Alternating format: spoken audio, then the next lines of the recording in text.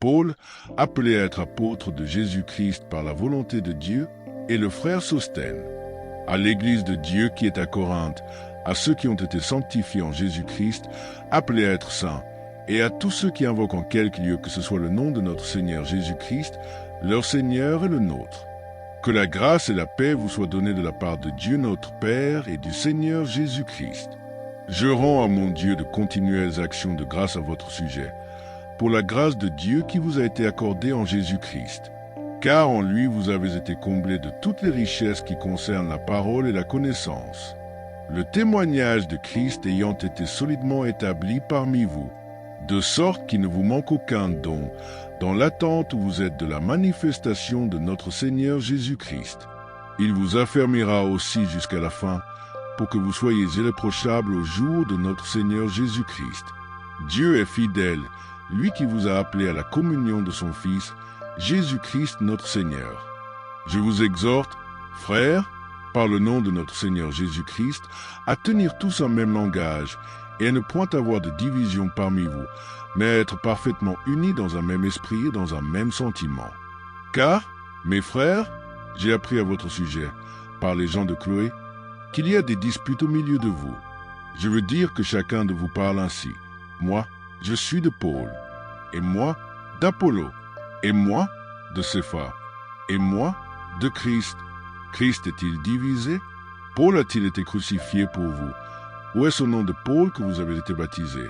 Je rends grâce à Dieu de ce que je n'ai baptisé aucun de vous, excepté Crispus et Gaius, afin que personne ne dise que vous avez été baptisés en mon nom.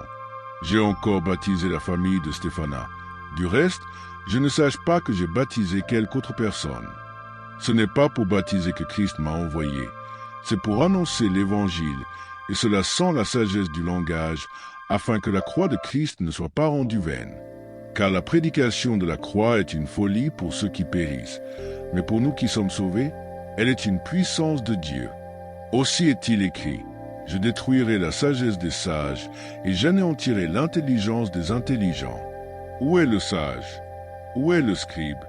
Où est le disputeur de ce siècle? Dieu n'a-t-il pas convaincu de folie la sagesse du monde? Car puisque le monde, avec sa sagesse, n'a point connu Dieu dans la sagesse de Dieu, il a plu à Dieu de sauver les croyants par la folie de la prédication. Les Juifs demandent des miracles et les Grecs cherchent la sagesse.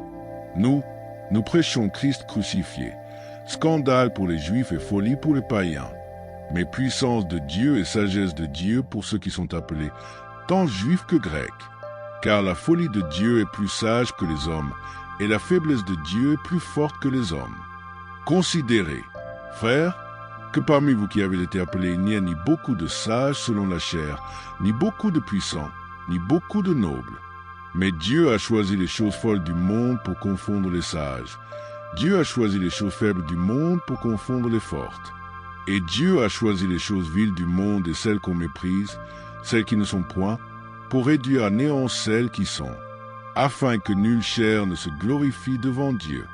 Or, c'est par lui que vous êtes en Jésus-Christ, lequel, de par Dieu, a été fait pour nous sagesse, justice et sanctification et rédemption, afin, comme il est écrit, que celui qui se glorifie dans le Seigneur.